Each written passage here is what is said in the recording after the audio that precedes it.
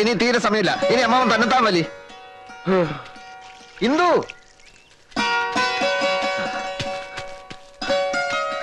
ഇത്രയും പെട്ടെന്ന് ഈ തീരുമാനം ഉണ്ടാവുമെന്ന് ഞാൻ വിചാരിച്ചില്ല. എന്ത് കല്യാണം? കല്യാണോ? ഓവ്, അമ്മാവനും അച്ഛനും കൂടി അതങ്ങ് ഉറപ്പിച്ചു. ഇന്ദു അറിഞ്ഞില്ലേ? ഇല്ല. എന്നാൽ അതാണ് സത്യം. ഇന്ദുവിന് സന്തോഷായില്ലേ? എനിക്ക് പിന്നെ സന്തോഷം ഇല്ലാണ്ടിരിക്കുവോ? ഒരു കാര്യത്തിലേ എനിക്ക് സംശയമുള്ളൂ. കല്യാണം കഴിഞ്ഞാൽ, അല്ല വല്യേട്ടന് പണിയൊന്നുമില്ലാതെ. അതിനൊക്കെയുള്ള എല്ലാ പ്ലാനും ഞാൻ തയ്യാറാക്കിയിട്ടുണ്ട്. ഒരു ബിസിനസ് തുടങ്ങാൻ പോവാ. എന്ത് ബിസിനസ്? അത് തുണിക്കട. നമ്മൾ ഈ സാരിയും പാവാടയും ബ്ലൗസും ഒക്കെ ഒരു സ്ഥലത്ത് വാങ്ങിച്ചോണ്ട് വെക്കും. അത് വലിയ വില കൊടുത്ത ആളുകൾ വാങ്ങിച്ചോണ്ട് പോകും. നമ്മൾ ഒരിടത്ത് ഇരുന്നാൽ മതി, ലാഭം ഇങ്ങനെ വന്നുകൊണ്ടേയിരിക്കും. ഈ വൈദ്യര് ഡോക്ടർ എന്നൊക്കെ പറഞ്ഞ ഒരു പുലിവാല് പിടിച്ച പണിയാ. ഈ കാലത്ത് ബിസിനസ് മാത്രമേ രക്ഷയുള്ളൂ. ഇത് മാത്രമല്ല, കല്യാണം കഴിഞ്ഞുള്ള മധുവിധുവിന്റെ കാര്യം പോലും ഞാൻ പ്ലാൻ ചെയ്ത് കഴിഞ്ഞു. അത്രയൊക്കെ മുന്നോട്ട് പോയോ? ബഹുദൂരം മുന്നോട്ട് പോയി എന്ന് വെച്ചാൽ ഏകദേശം ഊട്ടി വരെ. ഊട്ടിയില്ലോ? ഊട്ടിപ്പാട്ട്. കിന്നരിപ്പൂവേ കിങ്ങിണിപ്പൂവേ.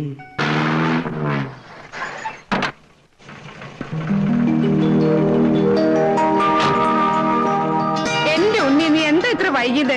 കാലത്ത് മുതൽ കണ്ണിൽ എണ്ണ ഒഴിച്ച് കാത്തിരിക്കാം. അയ്യോ അമ്മ, കണ്ണിൽ എണ്ണ ഒഴിക്കരുത്. ഇപ്പോഴത്തെ എണ്ണയിൽ മുഴുവൻ കലർപ്പാ. ഒന്ന് പോടാ, അവന്റെ തമാശ. നിക്കൂ, കഴിഞ്ഞ തവണത്തെക്കാളും വല്ലാണ്ട് ക്ഷീണിച്ചിരിക്കണു. ഓ, എങ്ങനെ തളുതളുതളുന്നിരുന്നതാ എന്റെ കുട്ടി. ഹോട്ടലിലെ കരിക്കാട് വെള്ളം കുടിച്ച് ഈ കോലത്തിലായി. നീ വേഗം പോയി കുളിച്ചു. അമ്മ ചോറ് വിളമ്പാ.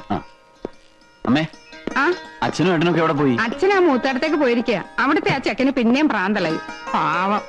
കുഞ്ഞേഷാ, കുഞ്ഞേഷാ, ഇത്ര നേരം ഇവിടെ ഉണ്ടായിരുന്നു. കിടന്നുറങ്ങിയായിരിക്കും ആ ശ്രീകരം. അല്ല, എന്തിനാ ഇത്ര പെട്ടെന്ന് എഴുത്തയച്ചൊക്കെ വരുത്തിയത്? വിശേഷമൊന്നുമില്ലല്ലോ? വിശേഷമുണ്ട്. എന്താ അമ്മേ? പറയില്ല.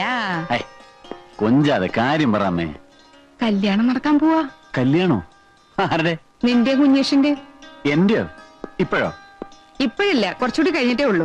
തമാശ പറയില്ല എന്റെ അമ്മേ. തമാശ അല്ലടാ, കാര്യമായിട്ട് പറയാ. നിന്റെ അച്ഛനും അമ്മാവനും കൂടി എല്ലാം പറഞ്ഞ് തീരുമാനിച്ചുറപ്പിച്ചിരിക്കുക. ഹൗസ് സർജൻസി കഴിയാൻ ഇനി 2-3 മാസം കൂടി ഉള്ളൂ. അത് കഴിഞ്ഞ് പ്രാക്ടീസ് ഒക്കെ തുടങ്ങി ഒരു 4 കാശ് കിട്ടി തുടങ്ങിയിട്ട് പോരെ കല്യാണമൊക്കെ? അപ്പോഴേക്കൊക്കെ ഉണ്ടാവുള്ളൂ. പക്ഷെ ദിവസം കണ്ട് മോതിരമാറ്റം ഉടനെ നടത്തണമെന്നാ ആങ്ങളെ പറഞ്ഞിരിക്കുന്നത്. ഓ, രക്ഷപ്പെട്ടു. ഞാൻ വിചാരിച്ച എന്നെ ഇപ്പൊ തന്നെ പിടിച്ച് കെട്ടിക്കാൻ പോവാന്ന്. അല്ല, ഏട്ടന് പെണ്ണ് കണ്ടോ? പോവല്ലോ, ആ കാര്യങ്ങളൊക്കെ ആങ്ങളെ ഏറ്റിരിക്കുക. നീ എപ്പോഴും ഉണ്ണി വന്നേ? ഞാൻ വന്നേ ഉള്ളൂ. ഏട്ടൻ പകലിടന്ന് ഉറങ്ങുക? ഇന്നലെ രാത്രി തീരെ ഉറങ്ങിയില്ല. എന്തു പറ്റി? 2 ഉരുളി ഭൂതമാരണ ഘൃതം കാച്ചാനുണ്ടായിരുന്നു. ഒന്ന് പോടാ അവിടുന്ന്. അവന്റെ ഒരു ഭൂതമാരണം കാച്ചല്. നേരെ ചൊവ്വ ഒരു ഗുളിയ ഉരുട്ടോ നീ. നിന്റെ പഠിപ്പൊക്കെ എങ്ങനെയുണ്ട്? ആ, നടക്കുന്നു. പരീക്ഷയിൽ ജയിക്കല്ലേ? ജയിക്കണം, ഇല്ലെങ്കിൽ എനിക്കാ കുറച്ചില്. നാട്ടുകാരുടെ മുമ്പിൽ എനിക്ക് തല നിവർത്തി നടക്കാൻ പറ്റില്ല. ഞാനിപ്പോ ഒരു കൊല്ലം. നീ ഒന്ന് വേഗം പോയി കുളിച്ചിട്ട് വന്നേ പോ. ഇളിക്കണ്ട.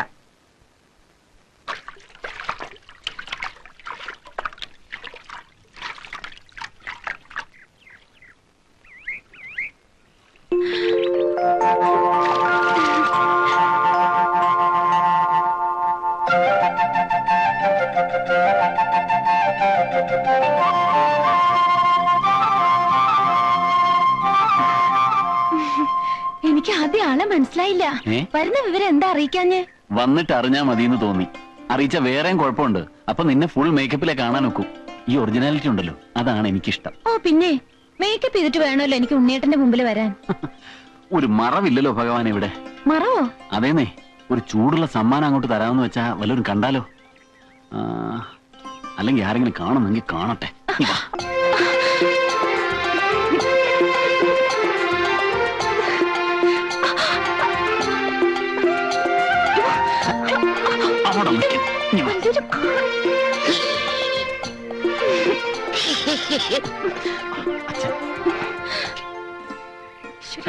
അവിടെ നിൽക്കുമോളെ. ഇതിൽ എത്ര നാണിക്കാതിരിക്കണത്? ഉണ്ണിയേട്ടനല്ലേ? നിങ്ങൾ സംസാരിക്കേ, ഞാൻ പോയേക്കാം. അല്ല, ഞാൻ അമ്മാവനെ കാണാൻ ഇറങ്ങിയതാ. ഓ, താനല്ല വന്നത്. ക്ഷമിക്കണം. ഇനിയിപ്പോ താനെന്നൊക്കെ വിളിക്കുന്നത് വളരെ സൂക്ഷിച്ചു വേണം. 3 മാസം കഴിഞ്ഞാ ഡോക്ടറായ പോകുന്ന ആളല്ലേ? ഞാൻ ഡോക്ടറായാൽ അമ്മാവൻ എന്റെ അമ്മാവനല്ലാതാവൂ? അതില്ല. എത്ര വലുതായാലും ബന്ധങ്ങളൊക്കെ ബന്ധങ്ങളാവുണ്ണി. താനതൊന്നും മറക്കുന്ന ആളല്ല എന്ന് എനിക്കറിയാം. ഉണ്ണി, നിന്നോടൊരു കാര്യം പറയാനുണ്ടായിരുന്നു. മറ്റൊന്നുമല്ല, കുഴല് വെച്ച് രോഗം പരിശോധിച്ച് മരുന്ന് കൊടുത്തതുകൊണ്ട് മാത്രം കാര്യമില്ല. ഈ ഓപ്പറേഷൻ ഉണ്ടല്ലോ, ഓപ്പറേഷൻ, അതിൽ മിടുക്കനാവണം. ഇപ്പൊ ഒരു ചെറിയ ഓപ്പറേഷൻ ചെയ്താൽ ഫീസ് എത്രയാണെന്നറിയോ? ഫീസിന് വേണ്ടി ചുമ്മാ ഒരാളെ പിടിച്ച് കീറാൻ പറ്റുമോ? ആ ചുമ്മാ പിടിക്കണ്ട, ആ വിദ്യ ഭേഷായിട്ട് മനസ്സിലായിക്കോളൂ. ആ എങ്കിൽ നിങ്ങൾ സംസാരിക്കും. ഓ പെണ്ണിന്റെ ഒരു നാണം.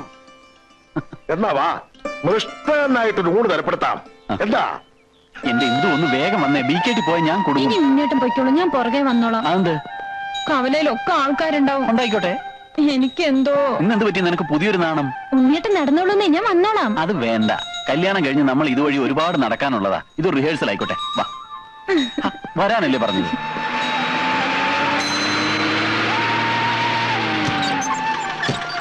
ഞാൻ പോട്ടെ. ശരി. ബൈ.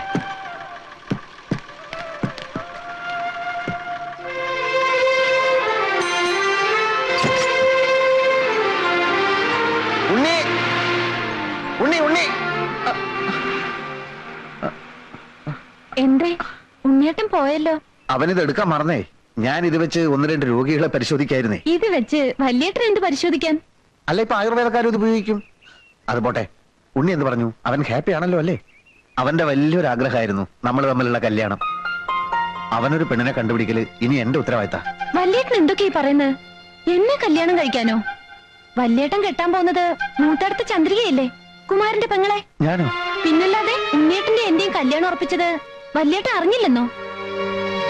കുഞ്ഞേഷ, നിനക്കെന്താ ഭ്രാന്ത് പിടിച്ചോ? ഇവിടെ എല്ലാം തീരുമാനിച്ച് ഉറപ്പിച്ചല്ലേ? ഇല്ല, മനഃപൂർവ്വം എല്ലാരും ചേർന്ന് എന്നെ ചതിക്കായിരുന്നു. ഓർമ്മ വെച്ച കാലം തൊട്ട് ഇന്ദുലേഖയെ ഇവിടെ കൊണ്ട് നടക്കുന്നവനാ ഞാൻ. അവളെ ഞാൻ മറ്റാർക്കും വിട്ടുകൊടുക്കില്ല അച്ഛാ. അങ്ങനെ അവിടെ കൊണ്ടു നടക്കാൻ നിനക്ക് ആരാണ് അനുവാദം തന്നത്? കുഞ്ഞേഷ, വാക്കുകൊടുത്ത തിരിശ്ശേരി മാധവൻ വൈദ്യരാ. എതിർക്കാൻ നിന്നുണ്ടല്ലോ, ശരിപ്പെടുത്തി കളയും ഞാൻ. ആരെ? നിന്നെ തന്നെ. അത് വേണ്ടി വരില്ല അച്ഛാ. ഉണ്ണി ഇന്ദുലേഖയെ കെട്ടുന്ന ദിവസം ഈ വീടിന്റെ ഉത്തരത്തിൽ കിടന്നാടുന്നത് ഞാനായിരിക്കില്ല, എന്റെ മൃതദേഹമായിരിക്കും. കുഞ്ഞേഷ, വാക്ക് പാലിക്കുന്ന തിരിശ്ശേരി മാധവൻ വൈദ്യർ എന്ന് പറയുന്ന ഇതേ അച്ഛന്റെ മോനാ ഞാൻ.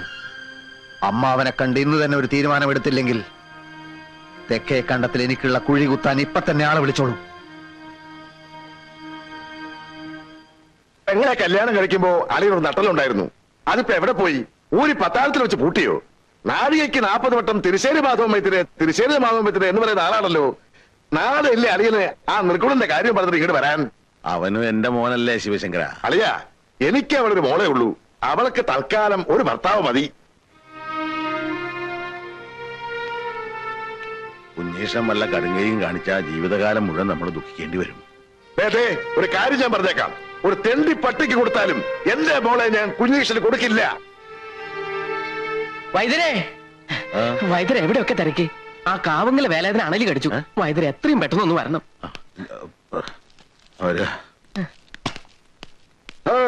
കുഞ്ഞീഷ്ടൻ എന്തായി? അവിടെ നിൽക്ക.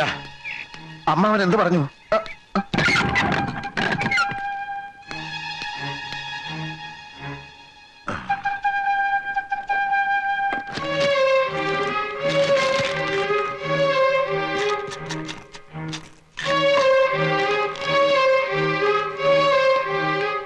എന്താ ഇത്ര ധൃതി? ആ കാവുങ്കല വേലാതിനെ അണലി കടിച്ചു.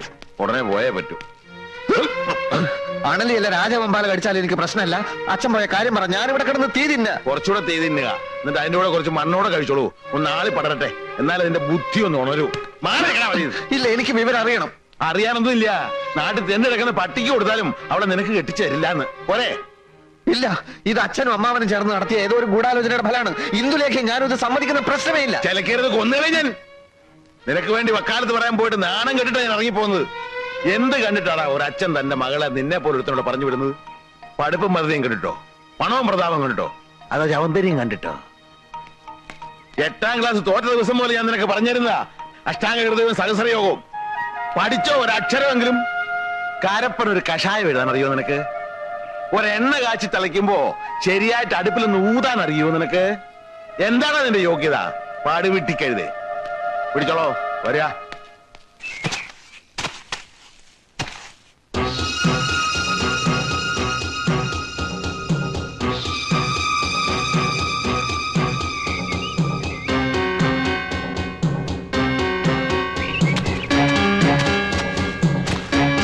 അമ്മാവാ,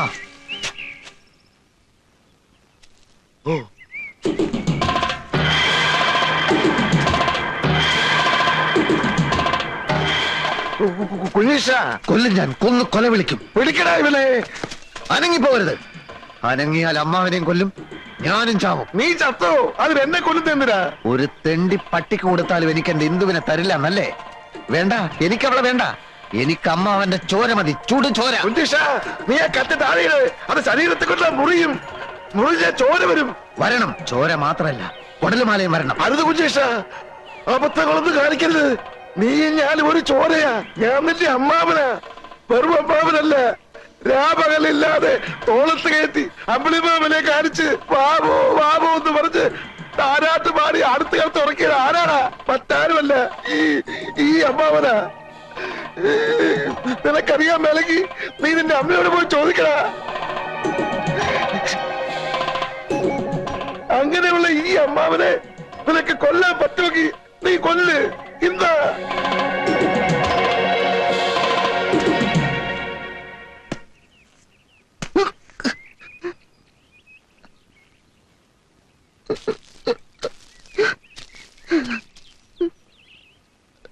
ഈ കത്തി ഒന്നും വേണ്ട.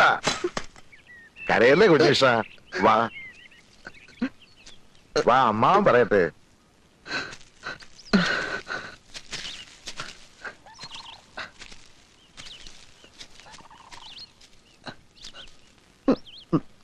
നിനക്കെന്താ ഭ്രാന്ത് പിടിച്ചോ കുഞ്ഞീഷ? ഭ്രാന്തൻ കുമാരന്റെ അളിയനാവാൻ പോകുന്നയാൾക്കും ഇത്തിരി ഭ്രാന്തുണ്ടാവുന്നതല്ലേ നല്ലത്?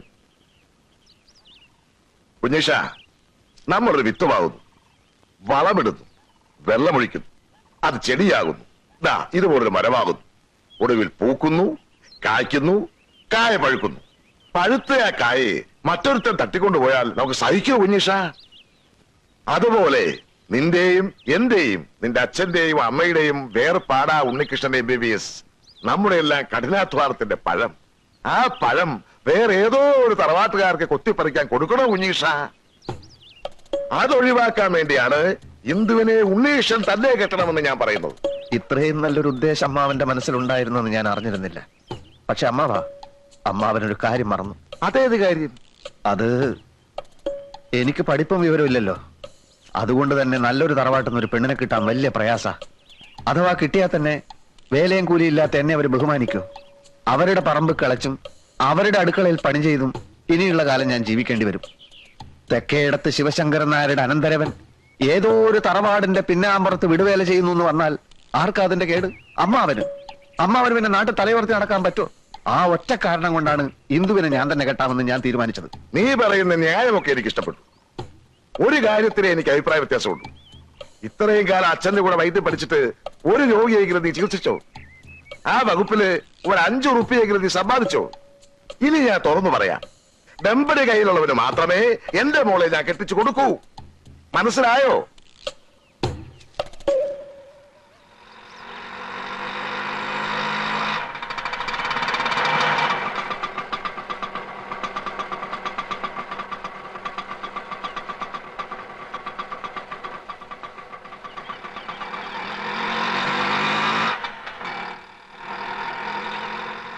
ഇവിടെ ആരും ഇല്ലേ? ആരാ? പരിശോധനാ സമയം കഴിഞ്ഞല്ലോ. ഞങ്ങൾ അടിവാരത്തുനിന്ന് വരിക, പോയിട്ട് ഇനിയും വരികയെന്ന് വെച്ചാ ഇത് ഞാൻ ഒന്നും വയറ്റി ചെല്ലാൻ മേല. അപ്പൊ തുടങ്ങും പരവേശം. ഒരുപാട് പേരെ കാണിച്ചു. അങ്ങനെ ഇരിക്കുമ്പോഴാ വൈദ്യരെ പറ്റി കേട്ടത്. വൈദ്യരനല്ലേ? വൈദ്യരനാണ്. ഇരിക്കൂ ഇരിക്കൂ. അല്ല, പേരും പ്രശസ്തിയൊക്കെ കേട്ടപ്പോ ഞാൻ വിചാരിച്ചു വല്ല കിളവച്ചാരുമായിരിക്കും. ഇതൊരു പയ്യൻ ചെക്കനല്ലേ അച്ചാമ്മേ? അറിവുള്ളവർക്ക് എന്തിനാ പ്രായം? അതെ, എത്രയും പെട്ടെന്ന് ഈ അസുഖം ഭേദമാക്കി തന്ന വൈദ്യർക്ക് എന്താ വേണ്ടെന്ന് വെച്ചാ തരാം.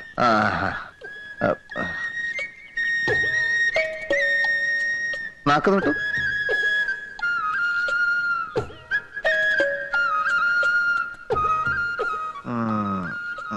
സാരമില്ല, എത്തിപ്പെടേണ്ടിടത്ത് തന്നെയാണ് എത്തിപ്പെട്ടിരിക്കുന്നത്. നമുക്ക് ഒരു കൈ നോക്കിക്കളയാം. പോരാ. നല്ല കൈപ്പുണ്യമുള്ള ആളാണെന്നല്ലേ കേൾവി? അത് കണ്ടാ തന്നെ അറിയാം. ഇത് കാലത്തും വൈകിട്ട് 1 ഔൺസ് വീതം കഴിച്ചാൽ മതി, ഭേദമായിക്കോളും. ഒരു 150 തന്നേക്ക്. ഇത് കഴിക്കുമ്പോ ഭാരിച്ച് ജോലികളൊന്നും അങ്ങനെ ചെയ്യരുത്. പിന്നെ പുളി, മീന്, പഞ്ചസാര, മുളക് ഇതൊക്കെ വർജിക്കണം. പഥ്യം വളരെ ശ്രദ്ധിക്കണം. വൈദ്യുതി ഈ രോഗം ഭേദമാക്കി തരികയാണെങ്കിൽ ശ്വാസം കഴിക്കണ്ടെന്ന് പറഞ്ഞാലും കഴിക്കില്ല. എന്താ പോലെ അതെ. പറയട്ടെ. ഓ,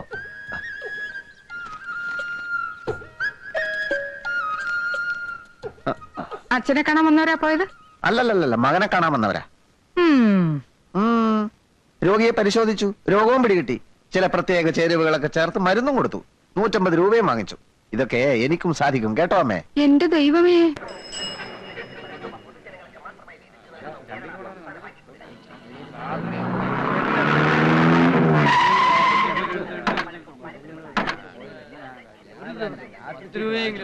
ഒന്നീ വന്നേ. മാധവമന്ത്രി വൈകിക്കാൻ വന്നോ?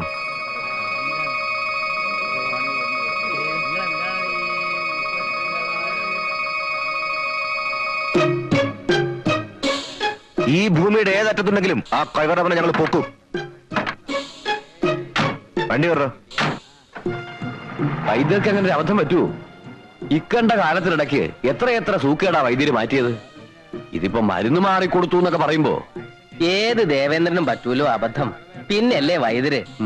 ഏതായാലും ആള് തട്ടിപ്പോയ സ്ഥിതിക്ക് വൈദ്യരുടെ കാര്യം പോക്കാം. എന്താ സംഭവം? ആ അച്ഛനെന്തോ മരുന്ന് മാറിക്കൊടുത്തു എന്നോ ഒരാള് മരിച്ചു എന്നോ അവരച്ഛനെ തേടി ഇറങ്ങിയിരിക്കുക. ഒന്ന് കിടക്കണുണ്ടോ? കിടക്കേ, അവനെ വെട്ടിക്കൊല്ലാണ്ട് എനിക്ക് ഉറക്കം വരില്ല. അങ്ങാടി മരുന്നിന്റെ പേര് പോലും അറിയാൻ വയ്യാത്തവനാ ചികിത്സിക്ക. ഇനി വരട്ടെ, എന്റെ മകനാണെന്ന് നോക്കില്ല ഞാൻ. വെട്ടി അരിഞ്ഞ് കഷ്ണമാക്കും ഞാൻ. നിങ്ങളൊന്ന് സമാധാനായിട്ടിരിക്കൂ. എങ്ങനാ സമാധാനിക്ക? കൊലക്കേസല്ലേ നിന്റെ മോൻ ചെയ്തു വെച്ചേക്കണേ? ഒരു കയ്യബദ്ധം പറ്റിപ്പോയതല്ലേ. അങ്ങനെ പറഞ്ഞാ പോലീസും കോടതിയും വെറുതെ വിടുന്ന നിന്റെ വിചാരം? അത് പോട്ടെ, അവൻ ചികിത്സിച്ച് കൊന്ന ആരെയാ? 10-17 കൊലക്കേസിലെ പ്രതി മണിമല മാത്തച്ഛന്റെ തന്തയാ. മാത്തച്ഛന്റെ കയ്യിലെങ്ങാനും കിട്ടിയാലുണ്ടല്ലോ, കഴിവട മോനെ വെട്ടി നുറുക്കി പട്ടിക്കിട്ട് കൊടുക്കും. കണ്ടവന്റെ കൈ കൊണ്ട് ചാകുന്നതിലും ഭേദം ഞാൻ തന്നെ അങ്ങ് അവസാനിപ്പിക്ക. ഇനി വരട്ടെ.